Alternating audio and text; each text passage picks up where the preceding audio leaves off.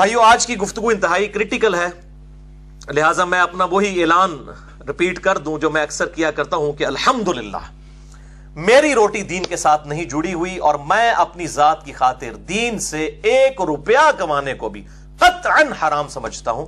کسی پہ فتویٰ نہیں ہے، اور نہ میں سورس آف انکم ریلیجن کو بنانے کو حرام کہہ رہا ہوں، اپنی ذات کی بات کر رہا ہوں۔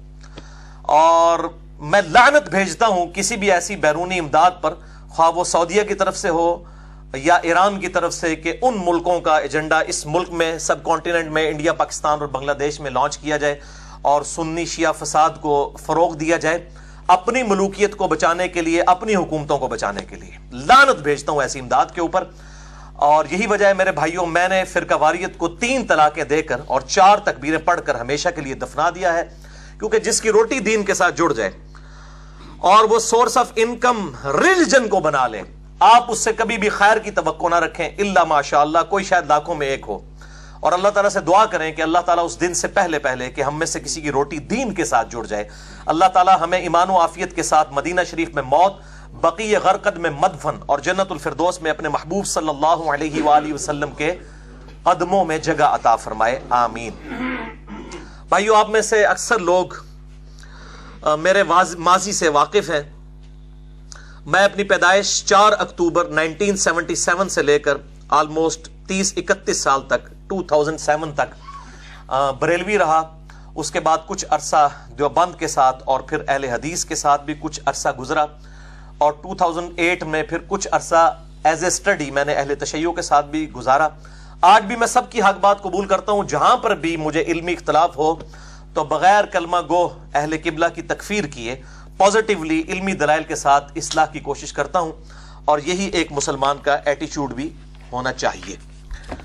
اب ڈیٹیل میں جانے سے پہلے ایک دفعہ دروشی پڑھ لیجئے۔ اللہم صلی علی محمد وعلی آل محمد کما صلیت علی ابراہیم وعلی آل ابراہیم انک حمید مجید، اللہم بارک علی محمد وعلی آل محمد کما بارکت علی ابراہیم وعلی آل ابراہیم انک حمید مجید۔ بھائیو انشاءاللہ آج کا لیکچر جو ہے ایک ہسٹری بننے جا رہا ہے انشاءاللہ تعالی، ایک ویڈیو بک انشاءاللہ اہل سنت اور اہل تشیع کے درمیان جو کنفلکٹ ہے، اس میں ہارمنی کی کا ایٹیچیوڈ کیا ہونا چاہیے انشاءاللہ تعالی، اس حوالے سے اور اس لیکچر کی سینسٹیوٹی کے پیش نظر میں نے آج اپنا بیک گراؤنڈ جو ہے یہ ریڈ کلر کا لگایا ہے، تاکہ لوگوں کو اندازہ ہو یہ کوئی سنی شیعہ کی ریپرزنٹیشن نہیں ہے، بلکہ اس ٹاپک کی سینسٹیوٹی کی کو خیال رکھتے ہوئے یہ ریڈ بیک گراؤنڈ میں نے استعمال کیا ہے۔ اور آج کے لیکچر میں ہم روٹین سے ہٹ کر اہل سنت کی بجائے اہل تشیع کے ریفرنسز کو پہلے نمبر پر ڈسکس کرنے جا رہے ہیں، اور میں یہ چاہ رہا ہوں کہ اہل سنت کا مقدمہ اہل تشیع کی عدالت میں رکھا جائے، ان کی کتابوں کی روشنی میں، ہماری کتابوں کی روشنی میں نہیں۔ اور اسی لیے میں نے اہل تشیع کے جو ریفرنسز ہیں ان کو آج ڈسکس کرنا ہے، اور اہل سنت کے ریفرنسز اگلی دفعہ الگ لیکچر میں انشاءاللہ تعالی مسئلہ نمبر 162B کے اندر۔ اور یہاں پر میں سنی اور شیعہ عوام کے لیے تمہیداً کچھ باتیں عرض کر دوں، کیونکہ میں نے جس کتاب کا حوالہ دینا ہے اس کا مقام اہل تشیع کے ہاں من و عن اسی طریقے سے ہے جس طرح اہل سنت کے ہاں صحیح بخاری کا مقام ہے۔ اگرچہ اصول الکافی کتاب ہے ان کی احادیث کی، وہ آپ کہہ سکتے ہیں صحیح بخاری کے مقابلے کے اوپر اس کتاب کو وہ مانتے ہیں، اور وہ بھی امام بخاری رحمہ اللہ تعالیٰ کے 50-60 سال کے بعد لکھی گئی، لیکن جس کتاب کو شہرت حاصل ہوئی وہ ہے میرے بھائیوں یہ کتاب نہج البلاغہ۔ یہ اہل تشیع کے بچے کو اس کتاب کا اندازہ ہے کہ یہ کتاب اہل تشیع کی مین سٹریم کی نمبر 1 کتاب ہے قرآن حکیم کے بعد۔ سیدنا مولا علی رضی اللہ تعالیٰ عنہ علیہ السلام کے خطبات کا یہ مجموعہ ہے نہج البلاغہ، اور یہ میرے ہاتھ میں جو ترجمہ ہے یہ میرے بھائیوں اہل تشیع کا سب سے بیسٹ ترجمہ پاکستان کے اندر، ان کے جو بہت بڑے اسکالر ہیں مفتی جعفر حسین صاحب، ان کا ترجمہ ہے، اور یہ شائع ہوا ہے امامیہ کتب خانہ مغل حویلی اندرون موچی دروازہ لاہور سے۔ اور اس میں سے میں انشاءاللہ مولانا علی علیہ السلام کے خطبات वर्ड बाई वर्ड पढ़ूंगा, खुद मैंने तर्जुमा नहीं किया, इसी में से पढ़ूंगा, ताकि किसी के दिमाग में शैतान ये भी वसवसा ना डाल दे कि अपने कोलों पे गला करता है।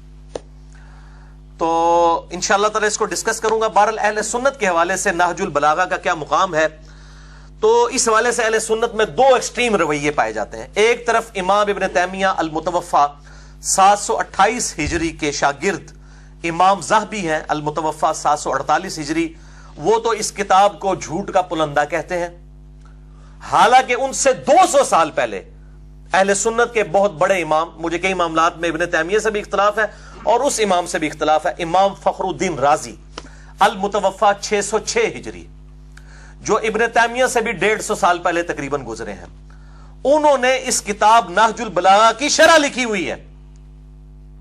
जैसे इब्न हजर अस्कलानी ने सही बुखारी की शरह लिखी है ना, फतहुल बारी, इस तरीके से उन्होंने इसकी शरह लिखी है इमाम फखरुद्दीन राजी ने। तो अब शरह लिख रहे हैं, ज़ाहिर है उससे वो रिजल्ट निकाल रहे हैं। तो ये दो एक्सट्रीम रवैये हैं। मेरा मौक़िफ़ इस किताब के बारे में ये है, जिस तरह के बाकी किताबों के बारे में जो सुन्नियों की किताबें भी हैं, कि उसके अंदर गलत चीजें भी हैं, सही चीजें भी हैं। तो जो पॉजिटिव चीजें हैं इंशाअल्लाह मैं उसको आज कोट भी करने जा रहा हूं, मौला अली अलैहिस्सलाम के खुतबात इसमें से। और मेरे भाइयों, जो इस किताब के अंदर मवाद मौजूद है, ये आप ये ना समझिएगा कि ये जो है वो एब्सोल्युटली अहले तशय्यो के यहां पाई जाने वाली रवायतें हैं। नहजुल बलागा के अंदर वो रवायतें पाई जाती हैं जो हमारी अहले सुन्नत की किताबों में मौजूद हैं। आज भी ये जितनी रेफरेंसेस आएंगे, मैं अगर उनके रेफरेंसेस अहले सुन्नत की किताबों से, सही बुखारी सही मुस्लिम से देना शुरू करूं, तो मैं नहजुल बलागा के उन खुतबात को बुखारी और मुस्लिम से साबित कर सकता हूं। तो ये अल्हम्दुलिल्लाह इस हवाले से कोई ऐसी चीज नहीं है कि जिसके ऊपर कोई खतरा हो कि ये कोई इस किस्म की चीजें पढ़ने लगा। अहले सुन्नत के यहां कई एक किताबें हैं जिनके अंदर ये खुतबात मौजूद हैं, और उसमें टॉप ऑफ द लिस्ट किताब मैं आपको बता देता हूं, इमाम बुखारी और इमाम मुस्लिम के उस्ताद हैं इमाम इब्ने अबी शैबा रहिमहुल्लाह ताला अल मुतवफ़ा 235 हिजरी। 1500 हदीसें सही मुस्लिम में इस इमाम से ली गई हैं, और सही बुखारी में भी हदीस मौजूद है। 20% ऑफ सही मुस्लिम इस इमाम ने रवायत किया है। इसी अल मुसन्नफ इब्ने अबी शैबा में लास्ट के अंदर जाके बिल्कुल एंड पे चैप्टर है किताबुल जमल। ये मेरे भाइयों किताबुल जमल, ये फरहान भाई ये वाला पेज दिखा दीजिए। किताबुल जमल, चूंकि जमल से ही सारे फितनों का आगाज हुआ, इसके अंदर 3 बाब उन्होंने बनाए हैं। पहला बाब जो है सैयदना तलहा, जुबैर और सईदा आयशा का जो काफिला निकला था मौला अली के खिलाफ जमल के लिए, और उसके बाद जंगे सिफीन पे चैप्टर है, फिर जंगे नहरवान के ऊपर चैप्टर है, और ये 187 अहादीस और आसार इसके अंदर इमाम इब्ने अबी शैबा ने जमा की हैं। कई एक रवायतें इसके अंदर वो मौजूद हैं जो कि नहजुल बलागा में मिन्नो अन उसी तरीके से मौजूद है। अल्हम्दुलिल्लाह ये किताब हो गई अल मुसन्नफ इब्ने अबी शैबा का ये चैप्टर, और ये चैप्टर उर्दू में अल्हम्दुलिल्लाह चूंकि आ चुकी 11 जिल्दों के अंदर। ये दुनिया में अहले सुन्नत की सबसे बड़ी किताब यही है, अल मुसन्नफ इब्ने अबी शैबा। इमाम बुखारी इमाम मुस्लिम के उस्ताद हैं, और तकरीबन 38 से 39 हजार अहादीस और आसार हैं। इससे बड़ी कोई किताब नहीं है। इसके बाद जो दूसरा नंबर है वो अहमद बिन हंबल की किताब का है, वो भी 27,647 अहादीस हैं। इससे 13-14 हजार उसमें कम है। इससे बड़ी कोई किताब ही नहीं है अहले सुन्नत की। तो इसका ये चैप्टर किताबुल जमल वाला, जिसमें बाब पहला जमल के ऊपर, फिर दूसरा सिफीन और तीसरा नहरवान पे, मौला अली अलैहिस्सलाम की इन जंगों की हकानियत के ऊपर, सऊदी अरब के सर्टिफिकेट या ईरान के सर्टिफिकेट के साथ नहीं, मेरे महबूब सल्लल्लाहु अलैहि वसल्लम की उन अहादीस के सर्टिफिकेट के साथ, जिनमें से अक्सर अहादीस बुखारी और मुस्लिम के अंदर मौजूद हैं। और मैंने अल्हम्दुलिल्लाह उसके ऊपर पूरा रिसर्च पेपर भी लिखा है, मैं इंशाअल्लाह उसका भी तारुफ करवाऊंगा। तो ये चैप्टर मैंने रिसर्च पेपर नंबर 5C के उन्वान से अहले सुन्नत पाक.com पे अपलोड करवा दिया है। उर्दू के अंदर भी है, हिंदी के अंदर भी। इसी तरीके से मेरे भाइयों एक और किताब है अहले सुन्नत की, फजाइल सहाबा। ये दुनिया में सहाबा इकराम अलैहिम रिदवान के फजाइल पर सबसे बड़ी किताब है। पहली दफा उर्दू जुबान में शाया हुई है हमारे जेलम शहर से ही, बुक कार्नर से। इमाम अहमद बिन हंबल रहमहुल्लाह ताला अल मुतवफ़ा 241 हिजरी। तो इस किताब के अंदर भी आप अगर सैयदना उस्मान गनी रदियल्लाहु ताला अन्हु और सैयदना अली इब्न अबी तालिब रदियल्लाहु ताला अन्हु अलैहिस्सलाम उनके चैप्टर खोल के पढ़े, तो आपको कई एक रवायतें ऐसी मिलेंगी जो कि नहजुल बलागा के अंदर मौजूद है। इसीलिए मैंने इस किताब का तारुफ कराया। और ये वही शोरा आफाक किताब है जिसमें 2 मौकूफन मौला अली अलैहिस्सलाम से रवायतें हैं। इंटरनेशनल नंबर के मुताबिक 952 और 964 इसके मुताबिक कि मौला अली कहते हैं कि मेरी वजह से दो गिरोह गुमराह होंगे, एक मेरी मोहब्बत में गुलूब करके और एक मेरी दुश्मनी में गुलूब करके, यानी राफिदी और नासबी। और दूसरी रिवायत जिसका मैंने हवाला दिया उसमें अल्फाज बड़े खतरनाक हैं कि मेरी वजह से दो गिरोह दोज़ख में जाएंगे, एक मेरी मोहब्बत में गुलूब करके और दूसरे मेरे दुश्मनी में गुलूब करके, यानी राफिदी और नासबी। अब यह अहले सुन्नत की जिम्मेदारी है कि उनके अंदर जो नासबी घुसे हुए हैं उनकी इस्लाह करें, और अहले तशय्युअ की जिम्मेदारी है कि उनके अंदर जो राफिदी घुसे हुए हैं वो उनकी इस्लाह की कोशिश करें इल्मी दलाइल के साथ। भाइयों, आज की जो गुफ्तगू है इसमें कतअन मेरा मकसद नाऊज़ु बिल्लाह मिन ज़ालिक किसी भी फिरके को ऊंचा या नीचा करना नहीं है कि मैं कहूं कि मैं सुन्नियों को ऊंचा करना चाह रहा हूं और शिया को नीचे, या शिया को ऊंचा और सुन्नी को नीचे, बल्कि खालिसतन इस उम्मत को मौलवियों और जाकिरीन के अजाब से बचाने की एक कोशिश है, जो एक अजाब इस उम्मत के ऊपर मुसल्लत हो चुका है फिरका वारियत की लानत का। और मैंने कुरान हकीम के उस हुक्म पे अमल किया है। औज़ु बिल्लाहि मिनश शैतानिर रजीम, बिस्मिल्लाहिर रहमानिर रहीम, सूरह आल इमरान आयत नंबर 64। कुल या अहलल किताब तआलू इला कलिमतिन सवाइम बैनना व बैनकुम अल्ला नअबुद इल्लल्लाह। आओ अहले किताब, ज्यूज और क्रिश्चियंस, तुम और हम उस बात पर इकट्ठे हो जाएं जो तुम में और हम में कॉमन है, यानी मत इबादत करें सवाए उस अल्लाह के। इसी तरीके से हम अहले सुन्नत और अहले तशय्युअ को भी दावत देते हैं कि आप भी कॉमन टर्म्स के ऊपर इकट्ठे हों। अगर ज्यूज और क्रिश्चियंस इकट्ठे हो सकते हैं मुसलमानों के साथ कॉमन टर्म्स पे, तो मुसलमानों के अंदर जो गिरोहबंदी हो चुकी है क्या वो इकट्ठे नहीं हो सकते? बिल्कुल हो सकते हैं। तो भाइयों, ये नहजुल बलागा का लुग़वी माना है बलागत का रास्ता, पहुंचाने का रास्ता। ये नहज, मनहज, ये हम रास्ते के लिए इस्तेमाल करते हैं। इस तरीके से वमा अलैना इल्लल बलाग, हमारा काम तो नहीं मगर पहुंचा देना। बलाग कहते हैं पहुंचाने को। ज़राए इबलाग भी इस्तेमाल होता है उर्दू जुबान के अंदर। अहले तशय्युअ के यहां इससे मोतबर कोई किताब नहीं है, और ये नहजुल बलागा जो किताब है ये 4वीं सदी हिजरी के अंदर अहले तशय्युअ के बहुत बड़े इमाम हैं, इमाम रज़ी शरीफ, उर्दू में हम रज़ी कहेंगे, अरबी में रज़ी शरीफ, अल मुतवफ़ा 359 हिजरी 359 हिजरी में फौत हुए। सिर्फ 47 साल की उम्र उन्होंने पाई। और अल मुतवफ़ा 406 हिजरी 359 में वो पैदा हुए और 406 में 406 में वो फौत हुए 47 ईयर्स में। और पाकिस्तान में उर्दू जुबान में इसका तर्जुमा ये मैंने जो आपको दिखाया, मुफ्ती जाफर हुसैन साहब का ये तर्जुमा जो लाहौर से शाया हुआ है, ये सबसे ऑथेंटिक और आसान तर्जुमा है, बड़ी आसानी के साथ मार्केट में अवेलेबल है, आप ले सकते हैं इसी किताब का तर्जुमा। खुतबात इस किताब में से बहुत से पेश किए जा सकते थे, लेकिन मैं पंजतन पाक की निस्बत से सिर्फ 5 हवालों के ऊपर जो है वो कफायत करूंगा। और किसी बंदे को हदायत तक पहुंचने के लिए 5 हवाले भी बहुत होते हैं, ना मानना होता दिल बेईमान ते उजदा टेर, 1000 दलाइल भी कुछ नहीं होते, और बात मानने वाले के लिए एक दलील भी जो मजबूत हो वो काफी होती है, अल्हम्दुलिल्लाह। और तमहीदन मैं आखिरी बात इस कॉन्टेक्स्ट में कर दूं उन 5 खुतबात को डिस्कस करने से पहले कि मेरे भाइयों, ये जो मैं टर्म्स इस्तेमाल कर रहा हूं, मौला अली या अलैहिस्सलाम, या इसी तरीके से पंजतन पाक, गदीर खुम, ये वो टॉपिक्स हैं जिसके ऊपर मेरे घंटों के लेक्चर्स अल्हम्दुलिल्लाह मिलियंस ऑफ पीपल तक पहुंच चुके हैं, और 2 लेक्चर्स उनके क्लिप्स मिलियंस ऑफ पीपल तक पहुंचे हैं। मैं उनके रेफरेंसेस दे देता हूं, क्योंकि अब किसी के दिमाग में अगर कीड़ा आ जाए ये टर्म्स कौन सी इस्तेमाल कर रहा है, ये टर्म्स सब के सब सुन्नी और शिया के दरमियान कॉमन है। मैंने बुखारी और मुस्लिम से इन टर्म्स को साबित किया है।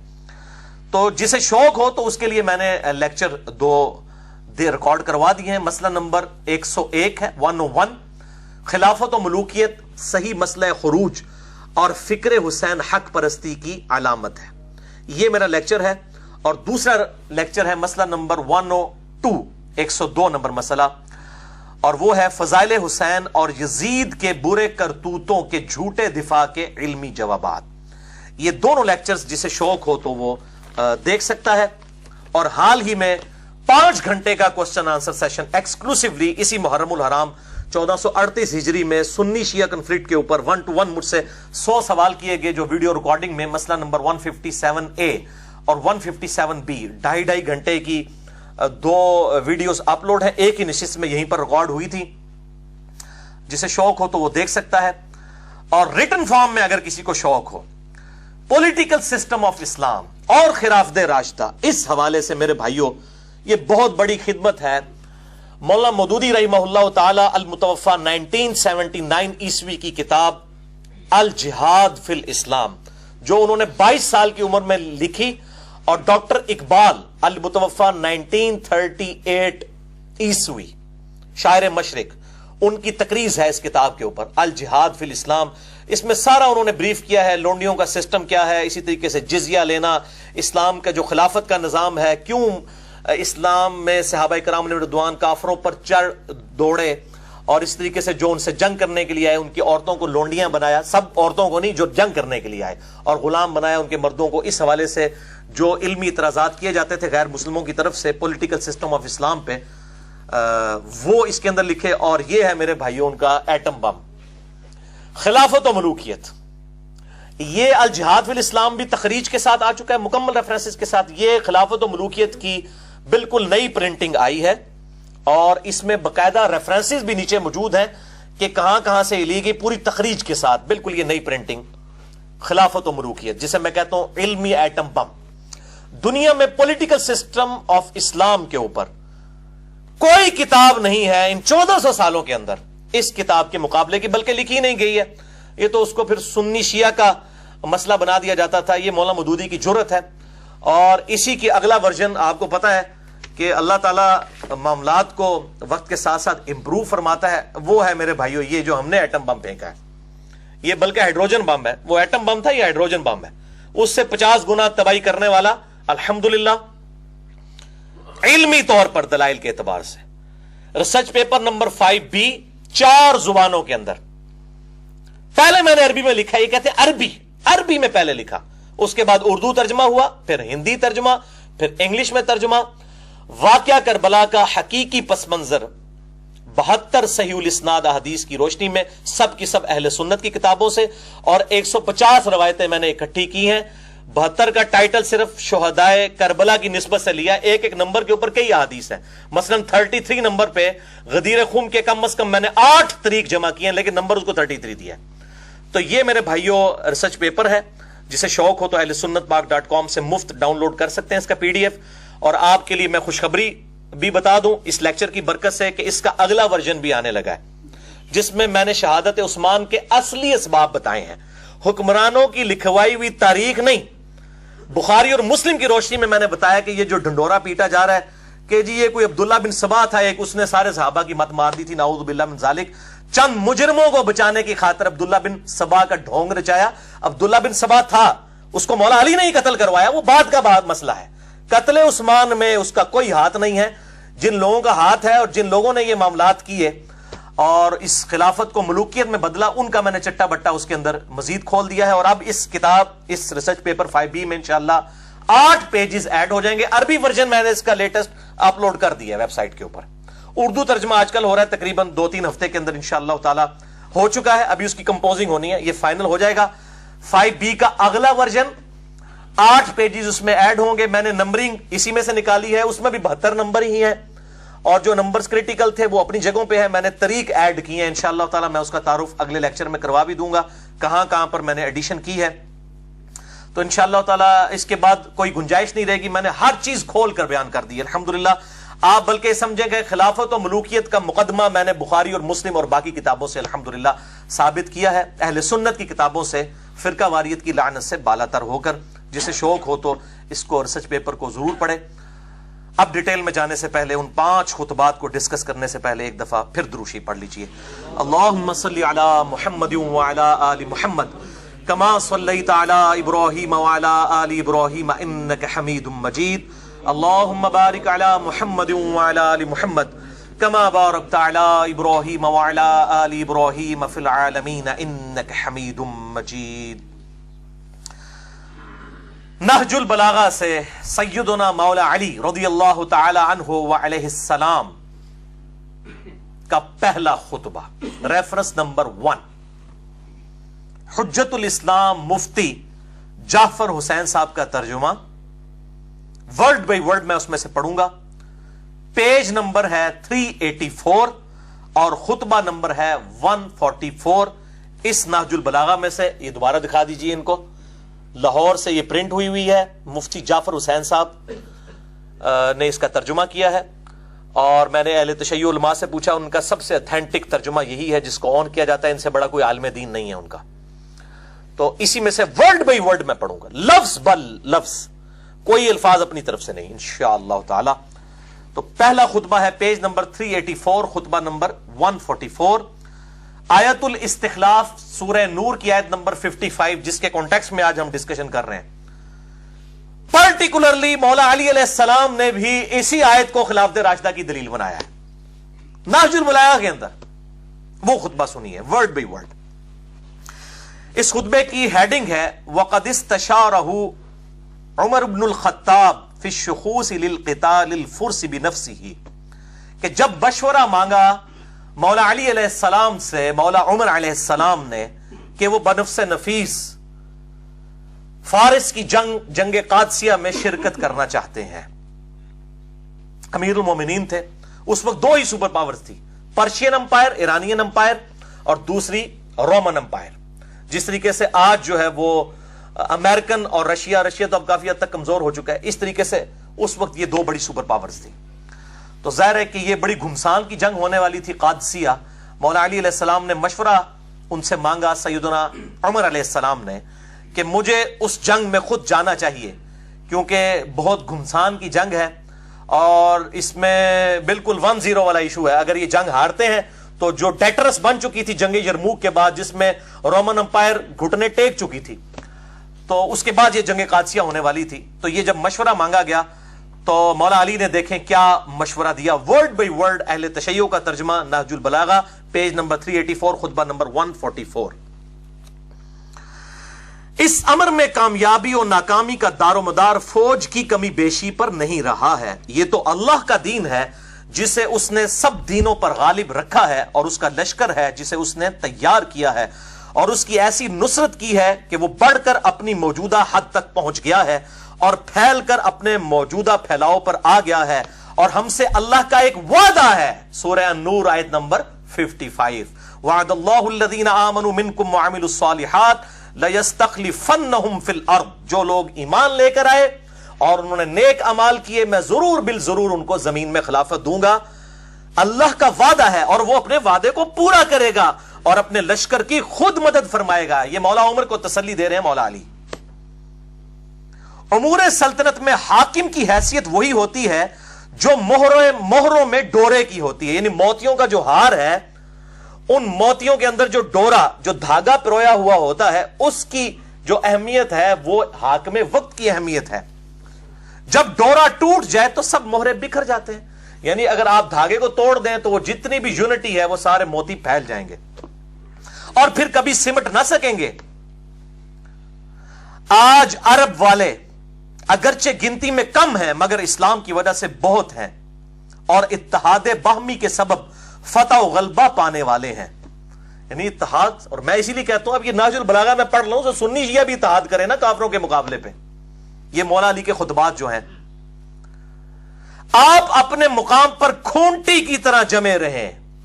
یعنی آپ کو پتا نا کھونٹی ہوتی ہے نا, اس کے ساتھ سارے معاملات چلتے ہیں, اس کے ساتھ ہی چیزوں کو باندھا جاتا ہے. مضبوطی باندھی ہوئی چیز کی اسی کھونٹی کے اوپر ڈیپینڈ کرتی ہے. تو مولا علی نے مولا عمر کو کہا آپ کھونٹی کی طرح جمے رہیں یعنی مدینہ شریف میں, اور عرب کا نظم و نسق برقرار رکھیں اور انہی کو جنگ کی آگ کا مقابلہ کرنے دیں جن کو آپ بھیج رہے ہیں. اس لیے کہ اگر آپ نے اس سرزمین عرب کو چھوڑا تو عرب اطراف سے آپ پر ٹوٹ پڑیں گے, یہاں تک کہ آپ کو اپنے سامنے کے حالات سے زیادہ ان مقامات کی فکر ہو جائے گی جنہیں آپ نے پس پشت غیر محفوظ چھوڑ رکھا ہے. یعنی آپ خود قادسیہ میں چلے گئے تو پیچھے تو لوگوں کو موقع ملے گا کہ عمر چلا گیا, اب ان پہ ٹوٹ پڑو. کل اگر عجم والے آپ کو دیکھیں گے تو آپس میں یہ گفتگو کریں گے کہ یہ عمر ہے سردار عرب, اگر تم نے اسے قتل کر دیا تو سکون ہو جائے گا, آسودہ ہو جاؤ گے. تو اس کی وجہ سے ان کی حرص اور طمع آپ کے قتل کرنے پر ان کو آمادہ کر دے گی.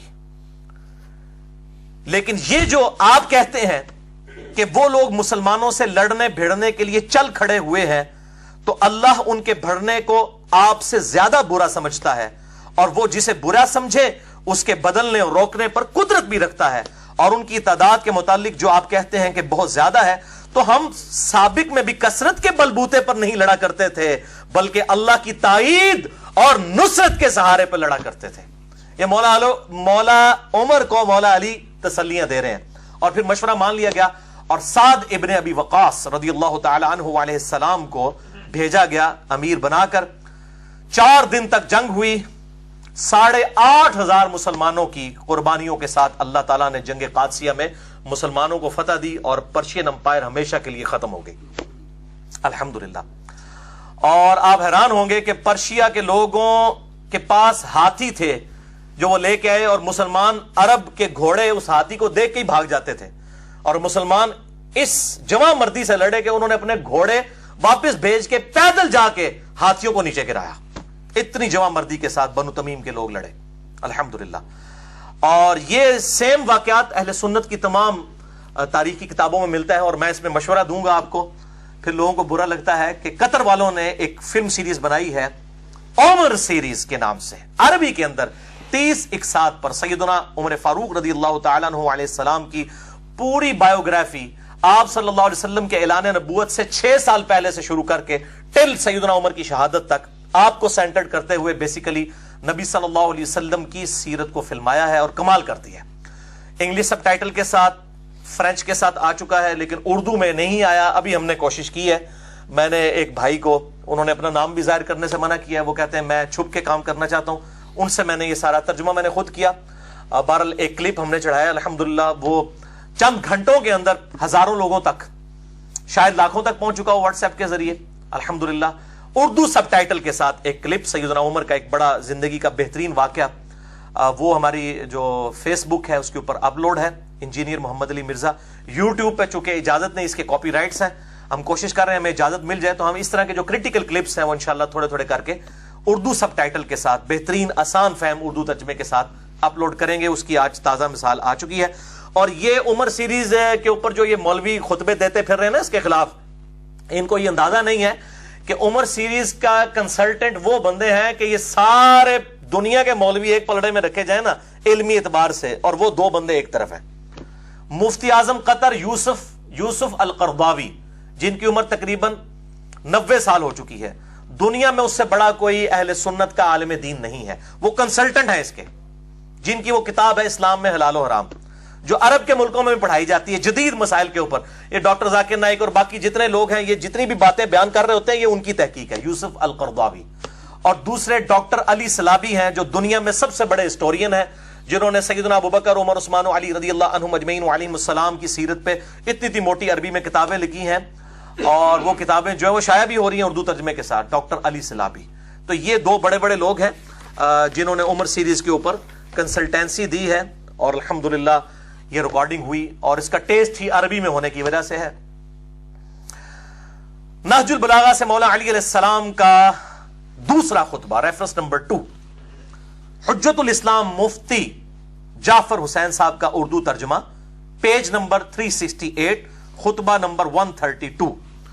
جنگ یرموک جو قادسیہ سے پہلے رومن امپائر کے خلاف فیصلہ گن جنگ تھی، اس میں بھی سیدنا عمر نے کہا کہ میں خود جا کے مسلمانوں کو لیڈ کرتا ہوں تاکہ مورائل بلند ہو مسلمانوں کا۔ تو اس حوالے سے بھی مولا علی سے مشورہ مانگا گیا، اور اس خطبے کی ہیڈنگ کیا ہے؟ وَقَدْ شَاوَرَهُ عمر بن الخطاب فی الخروج الى غزو الروم بنفسه۔ جب مولا علی علیہ السلام سے مولا عمر نے مشورہ مانگا کہ وہ خود جا کر روم کا غزوہ لڑنا چاہتے ہیں۔ یہ غزوہ کو جو کہا گیا نا جس میں حضور شریک ہوں صلی اللہ علیہ وآلہ وسلم، وہ غزوہ ہوتا ہے، دوسرا جو ہے وہ سریہ ہوتا ہے، یہ بالکل جھوٹ ہے، محدثین اس فرق کو نہیں مانتے۔ غزوہ کا لفظ کسی لیے بھی استعمال ہو سکتا ہے۔ مسئلہ نمبر 127B امام محمد مہدی والے لیکچر کے اندر میں نے اس کے اوپر ڈیٹیل سے گفتگو کی ہے، غزوہ ہند والی حدیث کے اوپر۔ وہ کہتے ہیں نہیں غزوہ اس لیے کہ نبی صلی اللہ علیہ وسلم خود آ جائیں گے، نعوذ باللہ، غزوہ ہی، اب غزوہ روم کا لفظ یہاں پہ موجود ہے، حالانکہ اس میں تو نہیں موجود تھے۔ تو جب مشورہ مانگا گیا جنگ یرموک پہ جانے کے لیے، تو اب مولا علی کیا کہتے ہیں ورڈ بائی ورڈ؟ اللہ نے دین والوں کی حدوں کو تقویت پہنچانے اور ان کو ان کی غیر محفوظ جگہوں کو دشمن کی نظر سے بچانے کا ذمہ لے رکھا ہے. وہی خدا اب بھی زندہ و غیر فانی ہے کہ جس نے اس وقت ان کی تائید و نصرت کی تھی جبکہ وہ مسلمان تھوڑے تھے, غزوہ بدر میں تھوڑے سے تھے, کہ دشمن ان سے انتقام نہیں لے سکتے تھے, کہ وہ اپنے دشمن سے انتقام نہیں لے سکتے تھے. اللہ نے اس وقت بھی مسلمانوں کی مدد کی اور ان کی حفاظت کی جب وہ اتنے کم تھے کہ اپنے کو محفوظ نہیں رکھ سکتے تھے. تم اگر خود ان دشمنوں کی طرف بڑھے اور ان سے ٹکرائے اور کسی افتاد میں پڑ گئے تو اس صورت میں مسلمانوں کے لیے دور کے شہروں کے پہلے کوئی ٹھکانہ نہ رہے گا اور نہ تمہارے بعد کوئی ایسی پلٹنے کی جگہ ہوگی کہ اس کی طرف پلٹ سکیں. یعنی سیدنا عمر کو کہہ رہے ہیں تو سیدھے تھم ہو ساڑھے تو انو کو جو ہو گیا تھا پیچھے کے بڑھے گا. اگر وہاں پہ مسلمان شکست کھاتے ہیں تو آپ کی طرف تو آ سکتے ہیں, آپ پھر نئی کمک بھیج سکتے ہیں. اگر کسی افتاد میں پڑ گئے تو اس صورت میں مسلمانوں کے لیے دوسرے شہروں کے پہلے کوئی ٹھکانہ نہ رہے گا اور نہ تمہارے بعد کوئی ایسی پلٹنے کی جگہ ہوگی کہ اس کی طرف پلٹ کر آ سکیں. تم ان کی طرف اپنی بجائے کوئی تجربہ کار آدمی بھیجو اور اس کے ساتھ اچھی کارکردگی دکھانے والے, خیر خواہی کرنے والے لوگ بھیج دو. اگر اللہ نے غلبہ دے دیا تو تم یہی چاہتے ہو, اگر دوسری صورت یعنی شکست ہوئی تو تم لوگوں کے لیے ایک مددگار اور مسلمانوں کے لیے پلٹنے کا مقام ہوگے. دیکھو کیا تعریفی کلمات ہیں مولا عمر کے لیے, مولا علی کے, کہ آپ مسلمانوں کے لیے وہ پناہ گاہ ہوں گے کہ اگر شکست ہو بھی گئی یرموک میں تو مسلمان آپ کی طرف پلٹیں گے. آپ جب زندہ و سلامت ہوں گے پھر مورال بلند ہو جائے گا. اور اللہ تعالیٰ نے یہ نوبت ہی نہیں آنے دی سیدنا علی کے مشورے پر ابو عبیدہ ابن جراح کو. مولا علی علیہ السلام کے مشورے کے بعد مولا عمر نے بھیجا وہاں پر جنگ یرموک میں, اور خالد ابن ولید جو آرمی چیف تھے ان کو معزول کر دیا. اور بڑے لوگوں نے کہا فتح کیسے ہوگی؟ انہوں نے کہا یہی تو بتانا چاہ رہا ہوں, خالد ابن ولید کی وجہ سے فتوحات نہیں ہو رہی, رب خالد کی وجہ سے ہو رہی ہے. رب الخالد ہے جو, اس کی وجہ سے ہو رہی ہیں فتوحات. اور پھر لوگوں نے دیکھا یہاں پہ اگر کسی جونیئر کو آپ آرمی چیف بنا دیں باقی سارے استعفے دے کے سائڈ پہ ہو جاتے ہیں. پھر بھی ہم لوگ محب الوطنی کا اور اسلام سے محبت کا دعویٰ کریں تو پھر شرم کا مقام ہے. اور یہاں پر دیکھیں سیدنا خالد ابن ولید عام سپاہی کی حیثیت سے لڑے ابو عبیدہ ابن جراح کے نیچے, اور اللہ تعالیٰ نے فتح دے دی جگہ یرموک کے اندر. 1.5 لاکھ کی فوج اور مسلمان چند ہزار تھے, اللہ تعالیٰ نے فتح دی. اور یہ اللہ تعالیٰ کا وعدہ تھا, اور الحمدللہ ابو عبیدہ ابن جراح رضی اللہ تعالیٰ عنہ علیہ السلام کے ہاتھوں پر یہ فتح قیامت تک کے لیے مسلمانوں کی دعاؤں کا ذریعہ ہے ان کے لیے, کہ اللہ تعالیٰ ان کو جزائے خیر اس حوالے سے عطا فرمائے. آمین ثم آمین. نہج البلاغہ سے مولا علی علیہ السلام کے خطبے کا تیسرا ریفرنس, حجت الاسلام مفتی جعفر حسین صاحب کے اردو ترجمہ میں پیج نمبر 107, خطبہ نمبر ہے 5. یہ بڑی کڑوی باتیں ہیں, بڑے حوصلے سے سننی ہیں. جب ابو سفیان نے عباس ابن عبد المطلب جو نبی صلی اللہ علیہ وآلہ وسلم کے چچا تھے, ابو سفیان فتح مکہ پہ معافی مانگ کے مسلمان ہو گیا. اس کی یاری دوستی تھی عباس کے ساتھ. جب مسلمانوں نے سیدنا ابو بکر الصدیق کی بیعت کر لی, مولا علی نے اس وقت تک نہیں کی تھی, 6 مہینے بعد کی. یہ پوری ڈیٹیل طرف 3 گھنٹے کا لیکچر ہے, مسئلہ نمبر 55B میرا اہل سنت پاک.com پہ. وصی رسول کون ہے اور حدیث قرطاس کا تحقیقی جائزہ, جسے شوق ہو تو وہ دیکھ سکتا ہے. اب اس نے موقع غنیمت جانا تو اس نے عباس بن عبد المطلب کو لیا اور مولا علی کے پاس آیا کہ یہ کیا نچلے درجے کا ابو بکر, بنو تیم جو سب سے نچلا قبیلہ ہے قریش کا, اصل قبیلے تو بنو ہاشم اور بنو امیہ ہیں, ٹھیک ہے, اور یہ کمزور درجے کا نچلے درجے کے قبیلے کے لوگ ہیں جن کی بیعت ابو بکر کی لوگوں نے کر لی ہے, تو علی تم ہاتھ بڑھاؤ, ہم تمہارے ہاتھ پہ بیعت کرتے ہیں. بولے اعوذ باللہ تعالی, اندازہ لگائیں. تو مولا علی نے کہا تو جب مسلمان ہوا تب بھی اسلام کا دشمن, اور جب تو کافر تھا اس وقت بھی اسلام کا دشمن ہی تھا. خوب ڈانٹا. اور یہ ہمارے اہل سنت کے ہاں کئی روایتیں ہیں. تاریخ طبری ہے جو تاریخ الامم والملوک, امام طبری اہل سنت کے ایک ہیں, اہل تشیع کے, اہل سنت کے امام طبری, انہوں نے بھی یہ سارے ان کے جو ڈسکشن جو مولا علی کے ساتھ ہوئی وہ نقل کی ہے. اور آپ اردو میں ترجمہ شائع ہو چکا ہے فیصل اکیڈمی لاہور والوں کا 2004 میں، صفحہ نمبر 424 اور جلد نمبر 2 میں یہ سیم خطبہ موجود ہے جو میں نہج البلاغہ سے ورڈ بائی ورڈ مولا علی علیہ السلام نے جو جھڑکا ابو سفیان کو، یہ کہنے لگا میں پیادوں اور سواروں سے بھر دوں گا اس پورے مدینے کو تیری حمایت کے اندر، ابو بکر کو ہٹاؤ. تو مولا علی نے کہا کہ ہاں انہی پیادوں اور سواروں کے ساتھ بھرے گا نا جو تو خندق میں اور احد میں رسول اللہ کے مقابلے پر لے کے آیا تھا جن لوگوں کو، آج ابو بکر کے مقابلے پر میری حمایت کے اندر ان لوگوں کو لے کے آئے گا. اسی لیے میں کہتا ہوں یہ لوگ مطلب ادھر بھی اسلام کے ساتھ دشمنی، یہاں پہ بھی ظاہر ہے کہ کمزور درجے والے لوگ تھے، نبی علیہ السلام کی ان کو صحبت اتنی نہیں ملی، ہم ان کو صحابی مانتے ہیں رضی اللہ تعالیٰ عنہ کہتے ہیں، لیکن ان کو صحبت نہیں ملی تو ظاہر ہے وہ کمزوریاں پھر نظر بھی آ رہی ہیں. اب یہ وہ آپ ورڈ بائی ورڈ خطبہ سنیں مولا علی نے کیا ڈانٹا ہے، اور اس میں کئی ایک ٹروتھ ایکسپوز کیے مولا علی نے. اے لوگو، فتنہ و فساد کی موجوں کو نجات کی کشتیوں سے چیر کر اپنے کو نکال لو، تفرقہ اور انتشار کی راہوں سے اپنا رخ موڑ لو، نہ انتشار پیدا کرو، جب بیعت ہو گئی ہے ٹھیک ہے. اللہ اکبر. فخر و مباحات کے تاج اتار ڈالو. وہ اتنا فخر کرتا تھا جی، بنو تیم، ایک بنو تمیم ہے ایک بنو تیم ہے جس میں سے سیدنا ابو بکر تھے، وہ کہتے ہیں یہ بنو عدی بھی بالکل نچلے درجے کا تھا جس سے حضرت عمر بنے ہیں. یہ قبائلی سسٹم میں اس وقت دو ہی تھے، ایک بنو امیہ اور دوسرے بنو ہاشم. ایک کے پاس جو ہے حکومت تھی اسلام سے پہلے، دوسروں کے پاس جو ہے وہ بنو ہاشم کے پاس جو ہے وہ خانہ کعبہ کی تولیت تھی. جس طرح آج بھی سعودیہ کے اندر آل سعود ہیں، ان کے پاس حکومت ہے، اور آل شیخ جو ہے انہوں نے مسلح سنبھالے ہوئے ہیں. یہی معاملہ اس وقت بھی تھا.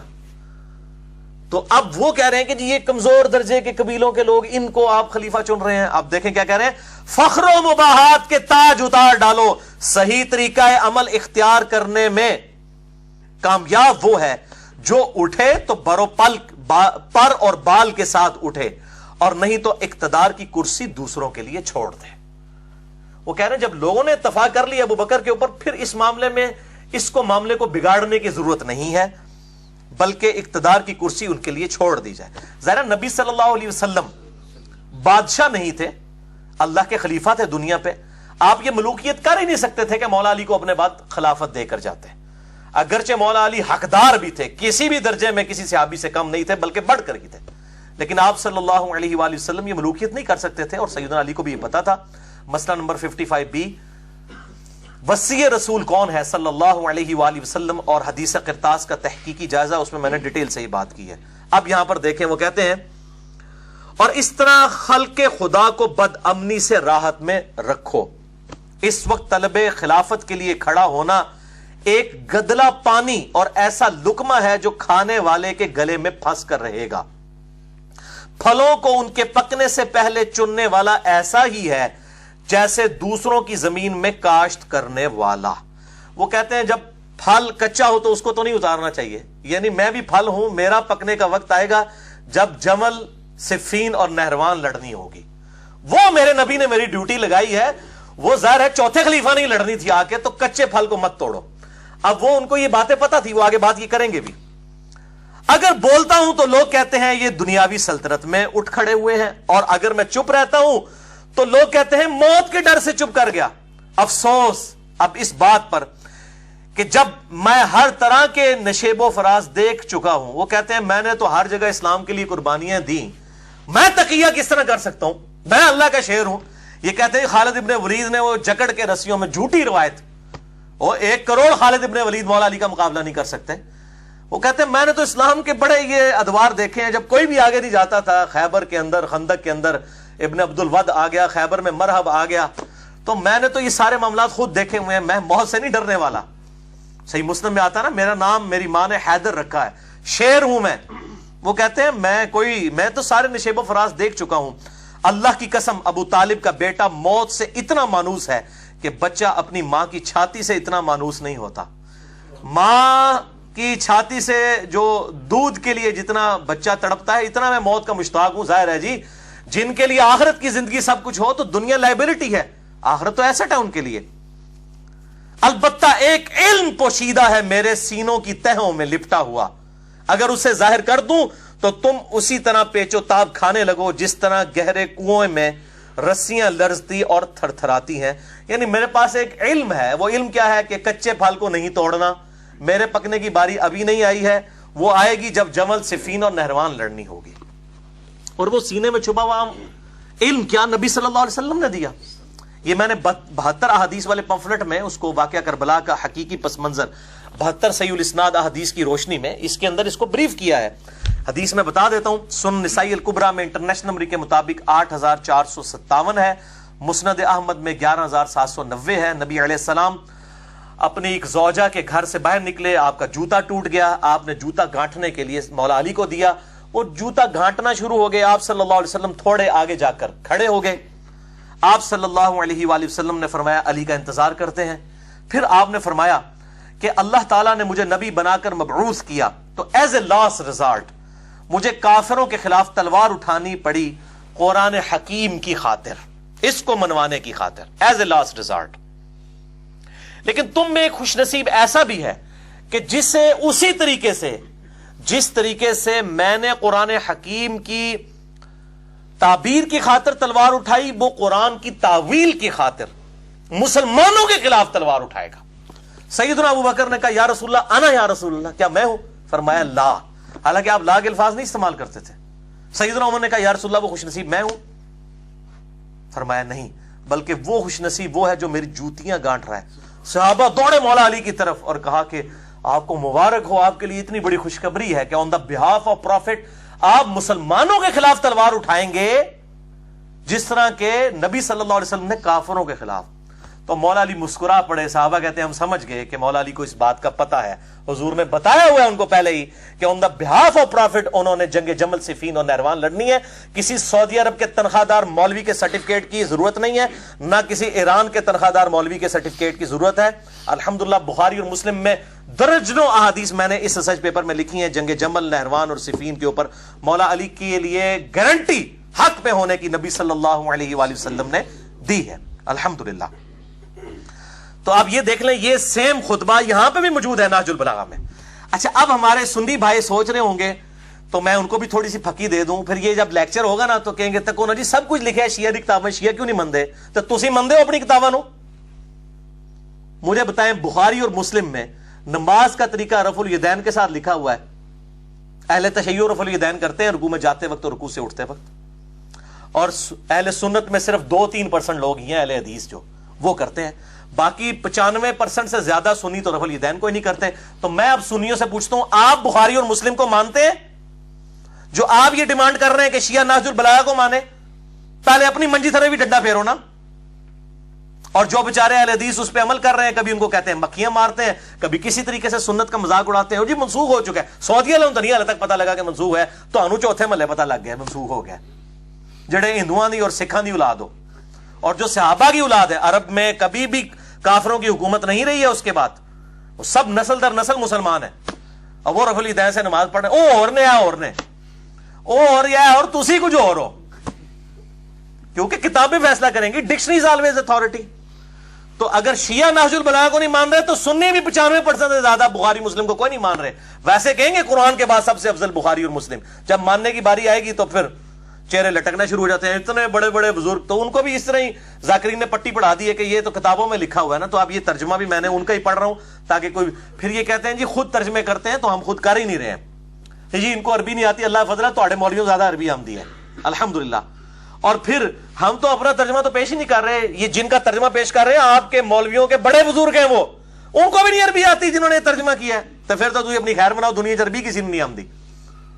تو یہ الحمدللہ میں نے اس حوالے سے بھی کلیریفیکیشن آپ کو دے دی. تو میرا تو موقف یہی ہے اس کے فرقہ واریت کے حوالے سے, یہ لعنت جو ہے ان الذین فرقوا دینهم وکانوا شیعا لست منهم فی شیء, سورہ الانعام آیت نمبر 159, جنہوں نے دین میں فرقے بنائے اور اپنے آپ کو گروہوں میں بانٹ لیا ہے, نبی صلی اللہ علیہ وسلم آپ کا ان سے کوئی تعلق ہی نہیں ہے. تو انما امرهم الی اللہ, ان کا معاملہ اللہ کے سپرد ہے. اللہ تعالیٰ قیامت دن کو بتائے گا ان کے ساتھ کہ انہوں نے یہ فرقہ واریت کی لعنت جو امت میں ان ذاکرین نے اور مولویوں نے عام کی ہے, اور وہ اپنی اپنی مرضی کی چیزیں لے کے پھر رہے ہیں. اور وہ یہود و نصارہ کے اندر بھی یہی خرابی تھی جو سورۃ المومنون کی آیت نمبر 53 میں آئی, فتقطعوا امرهم بینہم زبرا. نبیوں کے جانے کے بعد انہوں نے اللہ تعالیٰ کے احکامات کو بدل دیا, پارا پارا کر دیا. کل حزب بما لدیہم فرحون، ہر گروہ اس میں خوش ہے جو اس کے پاس ہے۔ سنی کہتے ہیں ہمارے پاس صحابہ کی محبت ہے، شیعہ کہتے ہیں ہمارے پاس اہل بیت کی محبت ہے، ہمیں کسی اور چیز کی ضرورت نہیں ہے، اور اس طریقے سے انہوں نے اپنے آپ کو فرقہ واریت میں بانٹ لیا۔ تو اللہ تعالیٰ فرماتا ہے فذرہم فی غمرتہم حتی حین، اے نبی ان کو اپنی مدہوشی میں رہنے دے حتیٰ کہ ان کے موت کا وقت آ جائے، تو اللہ تعالیٰ ان کو پھر بتا دے گا۔ یہ ہے تو تعویل خاص کے اعتبار سے یہود و نصارہ کے بارے میں ہے، لیکن بخاری اور مسلم کی متفق علیہ حدیث ہے میری امت میں وہی خرابیاں پیدا ہوں گی جو یہود و نصارہ کے اندر پیدا ہوئی۔ اس پہ بھی میں الگ سے لیکچر دے چکا ہوں، مسئلہ نمبر 157A اور B دیکھ لیں۔ سنی شیعہ کنفلکٹ پہ 100 کوسچنز 1 to 1 جو مجھ سے ہوئے ہیں، علی نقوی صاحب نے کیے، 5 گھنٹے کی نشست، اس پہ میں نے ڈیٹیل کے ساتھ اس پہ بات کی ہے۔ نہج البلاغہ سے چوتھا خطبہ، سیکنڈ لاسٹ، خلفائے ثلاثہ کی توثیق مولا علی علیہ السلام کی طرف سے، مولا ابو بکر، مولا عمر، مولا عثمان رضی اللہ عنہم اجمعین وعلیہم السلام کی توثیق ایک خطبے کے اندر۔ حجت الاسلام مفتی جعفر حسین کے اردو ترجمہ، پیج نمبر 643، مکتوب نمبر 6، یہ خط ہے جو معاویہ بن ابی سفیان رضی اللہ تعالیٰ عنہ کے نام مولا علی نے لکھا جب انہوں نے بغاوت کی۔ تو یہ خط جو لکھا، یہ ورڈ بائی ورڈ میں خط پڑھنے لگا ہوں، مولا علی کا خط معاویہ بن ابی سفیان کے نام۔ وہ کہتے ہیں جن لوگوں نے ابو بکر، عمر اور عثمان کی بیعت کی تھی انہوں نے میرے ہاتھ پر اسی اصول کے مطابق بیعت کی ہے جس اصول پر وہ ان 3 خلفاء کی بیعت کر چکے تھے۔ مولا علی اپنی خلافت کی دلیل کس کو بنا رہے ہیں؟ ان اصحاب کو کہ جنہوں نے ابو بکر، عمر اور عثمان کو خلیفہ چنا۔ اس کا مطلب ہے کہ ان کی خلافت بھی پھر ٹھیک تھی۔ مولا علی کہہ رہے ہیں میری خلافت کو جسٹیفائی کر رہی ہیں یہ چیزیں کہ انہی لوگوں نے مجھے خلیفہ چنا ہے جنہوں نے ابو بکر، عمر، عثمان کو چنا تھا۔ ٹھیک ہے جی۔ اب وہ جو ہے وہ سنیوں کے اندر جو ناسبی گھسے ہوئے ہیں وہ کہتے ہیں نہیں، یہ تو وہ تھے باغی تھے جو حضرت عثمان کو قتل کرنے آئے تھے، وہ صحابہ کرام تھے،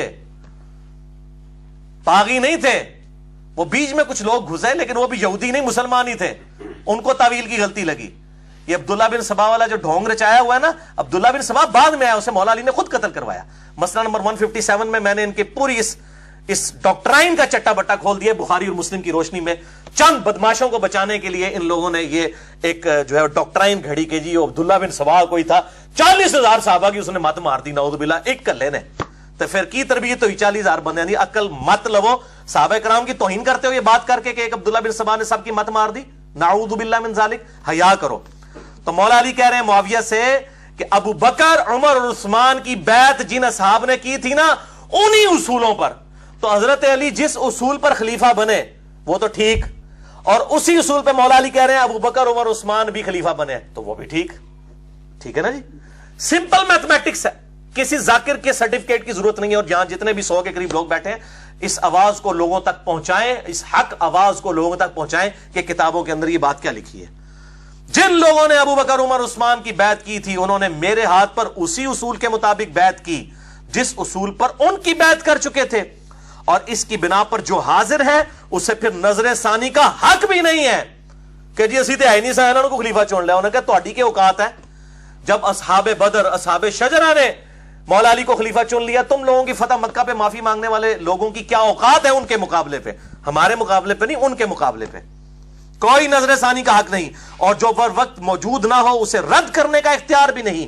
اور شورا کا حق صرف مہاجرین اور انصار کو ہے، وہ اگر کسی پر ایکا کر لیں اور اسے خلیفہ سمجھ لیں تو اس میں اللہ کی رضا اور خوشنودی سمجھی جائے گی۔ یہ سیم خطبہ صحیح بخاری مسلم میں مولا علی کا بھی ہے، مولا عمر کا، جو 6 رکنی کمیٹی تھی، مولا علی کو، عثمان کو، طلحہ، زبیر، عبد الرحمن بن عوف اور سعد بن ابی وقاص کی کمیٹی بنائی۔ وہ انشاءاللہ میں اگلی دفعہ بتاؤں گا کہ یہ لوگ کس طریقے سے ان لوگوں کے خلاف پھر کھڑے ہوئے۔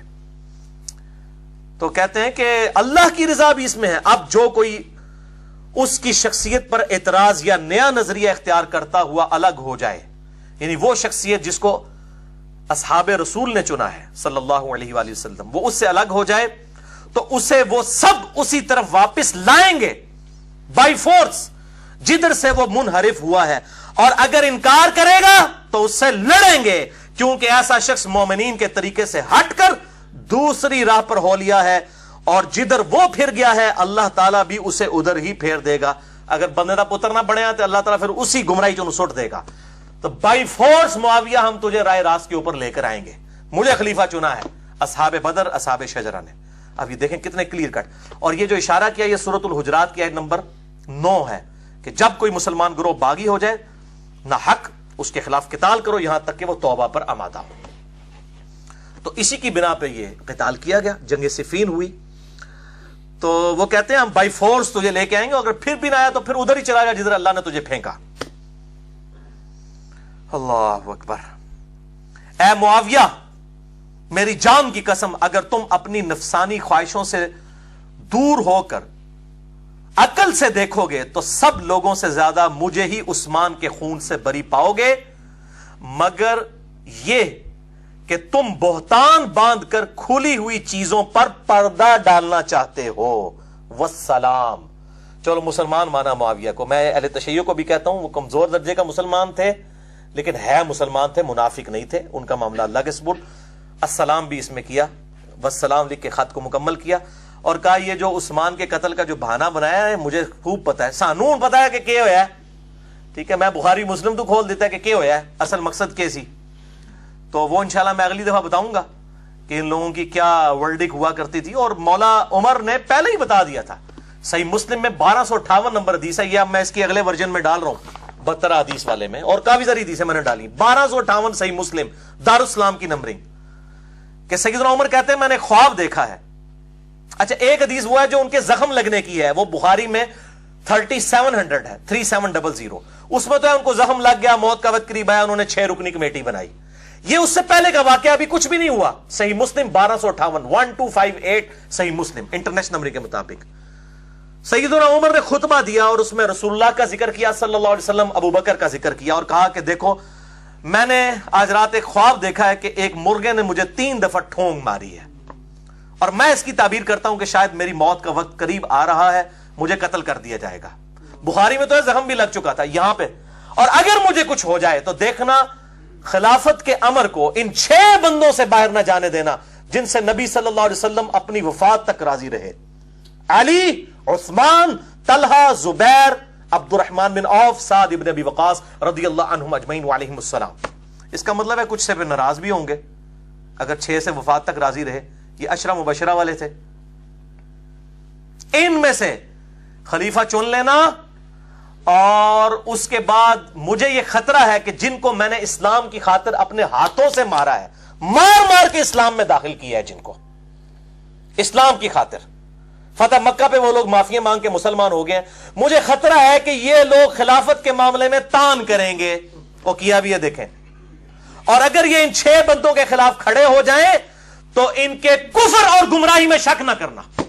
یہ مولا عمر کا فتویٰ ہے بھائی جی, سعودی عرب دا فتویٰ نہیں جے, نہ ایران دا فتویٰ جے. ان کے کفر اور گمراہی میں شک نہ کرنا جو ان 6 بندوں کے خلاف کھڑے ہوں. ہم کہتے ہیں آپ فیصلہ کریں. چلیں کفر کو آپ لغوی معنوں میں لے لیں, کفران نعمت, لیکن گمراہی کا تو اور ترجمہ کوئی نہیں ہو سکتا, ضلالہ کا تو ترجمہ ہی کچھ اور نہیں ہو سکتا. ٹھیک ہے, ہم پوچھتے ہیں ان 6 بندوں کے خلاف کھڑے ہونے والوں کو مولا عمر نے کہا ہے کہ گمراہ اور ان کے کفر میں شک نہ کرنا جو اس قسم کے اختلاف کریں گے. تو یہی آپ دیکھ لیں ادھر بھی کلیئر کٹ سیدنا علی بھی کہہ رہے ہیں کہ یہ اللہ کی منتخب کردہ شخصیات ہیں جن کو اصحاب بدر اور اصحاب شجرہ چنے. اگر یہ کوئی اس طرح کی حرکت کرو گے تو تلوار کے زور پہ تمہیں سیدھے راستے کے اوپر میں لے کے آؤں گا. بہرحال اس حوالے سے مولا علی علیہ السلام کی جو حقانیت ہے بخاری اور مسلم کی احادیث کی روشنی میں نے اس پہ ڈیٹیل لیکچر دیا ہے. خلافت و ملوکیت صحیح مسئلہ خروج اور فکر حسین حق پرستی کی علامت ہے, مسئلہ نمبر 101 اہل سنت پاک.com پہ. اور باقی یہ واقعہ کربلا کا حقیقی پس منظر 72 صحیح الاسناد حدیث کی روشنی میں, اس میں 150 روایتیں, اب انشاءاللہ 200 ہو جائیں گی جو میں اب اور اس کا اگلا ورژن انشاءاللہ نکالنے لگا ہوں. پھر انشاءاللہ معاملات بالکل کھل کر سامنے آ جائیں گے.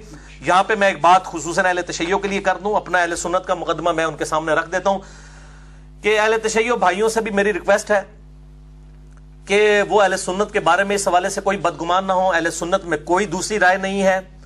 ہم حضرت معاویہ ہوں, حضرت مغیرہ ابن شعبہ ہوں, حضرت عمر ابن عاص ہوں, حضرت بصر ہوں رضی اللہ عنہم اجمعین, ہم صرف ان کا اتنا دفاع کرتے ہیں کہ ان پہ لعنت نہ کریں. ان کے مرنے کے بعد وہ اللہ کے پاس جا چکے ہیں, اللہ جانے ان کا معاملہ.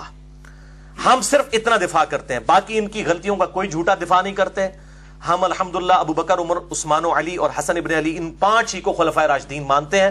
ایون امام ابن تیمیہ نے منہاج السنہ میں لکھا کہ خلفائے راشدین 5 ہیں، ابو بکر، عمر، عثمان، علی اور حسن ابن علی. 6 مہینے ان کے بھی ڈال کے 30 سال پورے ہوتے ہیں.